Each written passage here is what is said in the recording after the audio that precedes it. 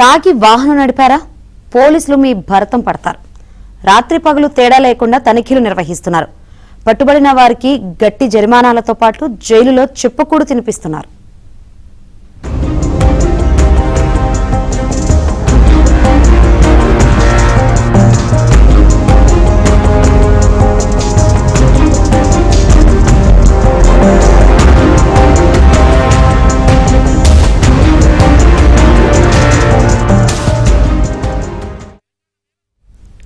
ప్రతిరోజు రోడ్డు ప్రమాదాలు జరుగుతూనే ఉన్నాయి.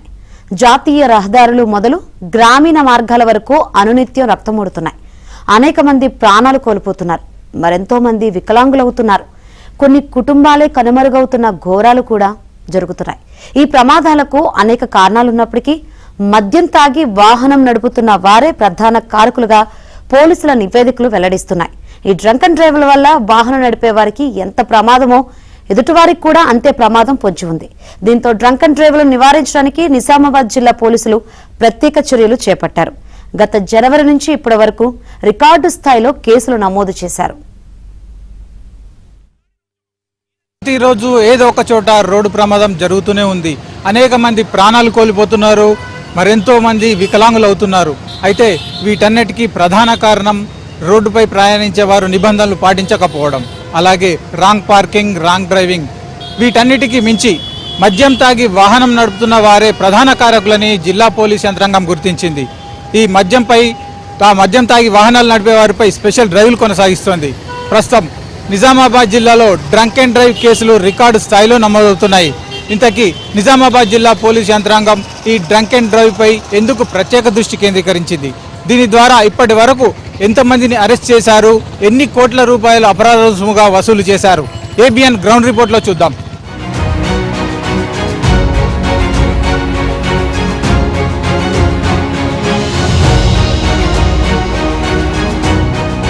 నిజామాబాద్ పోలీస్ కమిషనరేట్ పరిధిలో తాగి వాహనం నడిపే వారిపై స్పెషల్ డ్రైవ్ కొనసాగుతోంది. పోలీస్ కమిషనర్ సాయి చైతన్య దీనిపై ప్రత్యేక దృష్టి పెట్టారు. రోజు జరుగుతున్న రోడ్డు ప్రమాదాల్లో ఎక్కువ శాతం మందుబాబుల వల్ల జరుగుతున్నవే కావడంతో వారిపై ప్రత్యేక నిఘా పెట్టారు. నిజామాబాద్ జిల్లా పరిధిలో 44వ నంబర్ జాతీయ రహదారి, మహారాష్ట్ర, కర్ణాటకలను కలిపే అంతర్రాష్ట్ర రహదారులు ఉన్నాయి. వీటికి తోడు భారీ వాహనాలు సంచరించే పట్టణాలు, పల్లె మార్గాలు కూడా ఎక్కువే. నిత్యం వేలాది వాహనాలు సంచరించే ఈ మార్గాల్లో సగటున రోజుకు 5 నుంచి 10 ప్రమాదాలు జరుగుతున్నాయి. ఈ ప్రమాదాలకు వాహనాలు నడిపే డ్రైవర్ల నిర్లక్ష్యం ఎంత ఉంటుందో ఎదురుగా వచ్చే వాహనాల వారి పొరపాట్లు కూడా అంతే కారణమవుతున్నాయి. రాంగ్ రూట్ లో రావడం, రాంగ్ పార్కింగ్ చేయడం, ఓవర్ స్పీడ్, ఓవర్ టేకింగ్ల వంటివి ప్రమాదాలకు కారణం కాగా వీటన్నింటికి మించి డ్రైవర్లు మత్తులో ఉండడం మరో ప్రధాన కారణమని పోలీస్ అధికారులు గుర్తించారు. డ్రైవర్ల మత్తు దించడానికి విస్తృతంగా డ్రంక్ అండ్ డ్రైవ్ టెస్టులు చేయాలని పోలీసులు నిర్ణయించారు.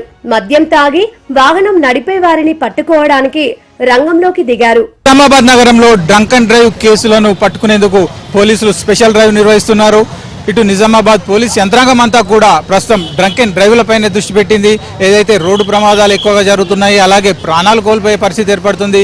వీటన్నిటికీ కూడా మద్యం తాగి వాహనాలు నడపడమే ప్రధాన కారణంగా గుర్తించిన పోలీసులు ఈ కార్యక్రమాలు నడిపిస్తున్నారు. మనం చూస్తున్నాం ప్రస్తుతం నిజామాబాద్ నగరంలో ఇలాంటి డ్రంక్ అండ్ డ్రైవ్కి సంబంధించిన స్పెషల్ ప్రోగ్రాంలు అన్నీ కూడా కొనసాగుతున్నాయి. అంటే ప్రతిరోజు ఏదో ఒక చోట ఇలాంటి అకస్మాత్తుగా క్యాంపులు పెడుతున్నారు. అలాగే రోడ్డుపై వెళ్లే వారందరినీ కూడా చెక్ చేసి మనం చూసుకోవచ్చు. ఇక్కడ ఒక ప్రయాణికుడు ఏదైతే మద్యం తాగినాడో అతను టెస్ట్ చేయడం జరిగింది. 85 మిల్లీగ్రాములు వచ్చింది అవుట్ ఆఫ్ 100 ml. అంటే ఇది ఒక క్రిమినల్ గానే పోలీసులు చెప్తారు. అంటే సగటున యావరేజ్గా అయితే 35 మిల్లీగ్రామ్స్ పైన వస్తే ఇది ఒక పోలీస్ యాక్షన్ తీసుకునే అవకాశం ఉంటుంది. అంటే దీనికి మించిన మద్యం తాగి ఉంటే మాత్రం ఇది ఒక క్రిమినల్ గానే భావిస్తారు, క్రైమ్ గానే భావిస్తారు. ఇలాంటి వారికి సాధారణంగా జరిమానాలు, జైలు శిక్షలు అమలు అవుతున్నాయి. అయితే నిజామాబాద్లో ఈ డ్రంక్ అండ్ డ్రైవ్లకు సంబంధించి మరిన్ని వివరాలు చెప్పేందుకు మనతో ట్రాఫిక్ ఎస్పీ మస్తాన్ అలీ ఉన్నారు. సార్ చెప్పండి, ఇప్పుడు నిజామాబాద్లో ఈ డ్రంక్ అండ్ డ్రైవ్ పై మీరు ఎందుకు ఇంత కాన్సన్ట్రేట్ చేశారు? అసలు ఎట్లా ఉంది పరిస్థితి? సార్, మా పోలీసు యొక్క ప్రథమ బాధ్యత ప్రజల యొక్క ధనమాన ప్రాణాల రక్షణ. దీంట్లో మనం ఈరోజు ఇప్పుడు మాట్లాడే సబ్జెక్ట్ డ్రంక్ అండ్ డ్రైవ్. ఇది మేము ఏం అడుగుతున్నామంటే, నంబర్ 1, మీరు ఎప్పుడైతే 4 వీలర్లో ప్రయాణిస్తున్నారో అప్పుడు మీరు మాత్రమే డ్రైవర్కి మాత్రమే మేము డ్రింక్ అండ్ డ్రైవ్ చేస్తున్నాం, ఆక్యుపెంట్స్కి లేదు. ఇది అవగాహన కల్పించుకోండి. మీరు ఉదాహరణకు ఒక విందుకో భోజనానికో పెళ్లికో వెళ్ళినప్పుడు దయచేసి డ్రైవర్కి ఎంకరేజ్ చేయకండి తాగినట్టు. మీ ఎవరైనా ఫ్రెండ్స్ డ్రైవింగ్లో ఉంటే ఫ్రంట్ సీట్లో డ్రైవింగ్ సీట్లో మాత్రమే మేము డ్రైవింగ్ డ్రింక్ అండ్ డ్రైవ్ తీసుకున్నాం. అది కూడా మేము యూదం అన్నప్పుడు ఊదితే 30 మాత్రమే, 30 కన్నా ఎక్కువ వచ్చిన వాళ్ళకు మాత్రమే డ్రింక్ అండ్ డ్రైవ్ తీసుకుంటున్నాం.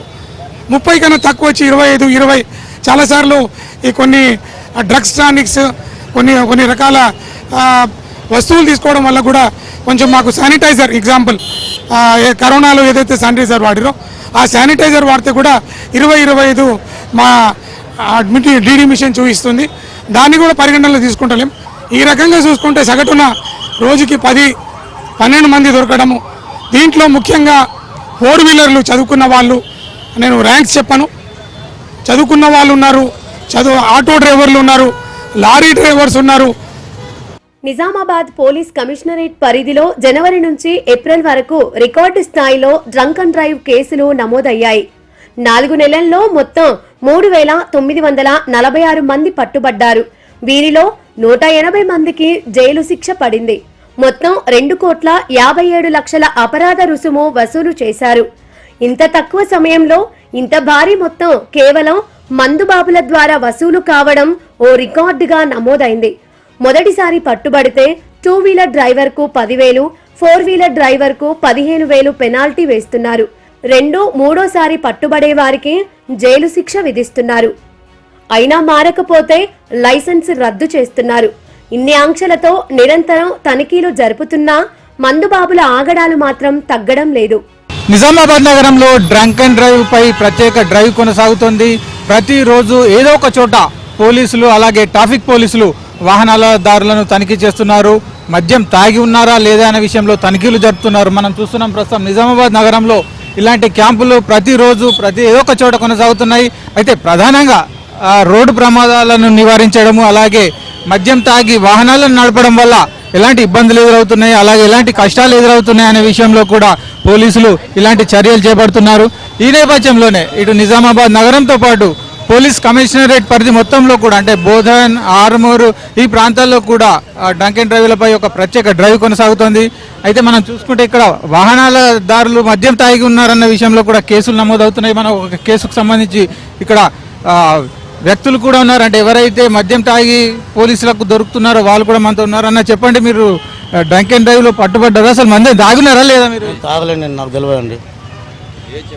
అంటే వాస్తవానికి అయితే తాగి ఉన్న కేసులన్నీ కూడా ఏదో ఒక చోట నమోదవుతూనే ఉన్నాయి. అంటే ఇలాంటి వారందరికీ కూడా జరిమానాలు విధిస్తున్నారు, అలాగే జైలు శిక్షలు వేస్తున్నారు. దీని నేపథ్యంలోనే ఇటు పోలీసు యంత్రాంగం అంతా కూడా ఒక ప్రత్యేక దృష్టి పెట్టిందని మాత్రం చెప్పుకోవచ్చు. అంటే ఇటు పోలీసు అధికారుల యంత్రాంగం అంతా స్పెషల్ క్యాంపులు పెడుతున్నారు, ఎక్కడికక్కడ వాహనాల తనిఖీలు జరుపుతున్నారు. ఇలాంటి తరుణంలోనే ఈ కేసులు నమోదవుతున్నాయి. ఓవరాల్గా చూసుకుంటే ఇటు నిజామాబాద్ నగరంలోనే సగటున రోజుకు 15 నుంచి 20 కేసులు నమోదవుతున్నాయి. కమిషనరేట్ పరిధి మొత్తంలో సుమారు 400 నుంచి 450 కేసులు నమోదవుతున్నాయి. మనం చూసుకోవచ్చు ఇక్కడ పరీక్షలకు సంబంధించిన విజువల్స్ కూడా మనం చూసుకోవచ్చు. అంటే దీంట్లో పర్సెంటేజ్ ఉంటుంది, ఆ పర్సెంటేజ్ నమోదైతే మాత్రం కేసు నమోదు చేస్తున్నారు. నిజామాబాద్ నగరంలో ప్రతిరోజు స్పెషల్ డ్రైవ్ కొనసాగుతోంది. రోజులో కనీసం 10 మంది మందుబాబులు డ్రైవింగ్ చేస్తూ పట్టుబడుతున్నారు. ఇందులో సాధారణ వ్యక్తులు మొదలు సమాజంలో పలుకుబడి గల ప్రముఖులు కూడా ఉంటున్నారు. ప్రాణం ఎంతో విలువైందని కేవలం తాగిన మత్తులో చేసే పొరపాట్లకు అమాయకులు ప్రాణాలు కోల్పోతున్నారని పోలీస్ అధికారులు అంటున్నారు. ఈ ఉద్దేశంతో చేపడుతున్న డ్రంక్ అండ్ డ్రైవ్ టెస్టులకు ప్రజలు సహకరించాలని, ఎట్టి పరిస్థితుల్లోనూ తాగి వాహనాలు నడపవద్దని కోరుతున్నారు.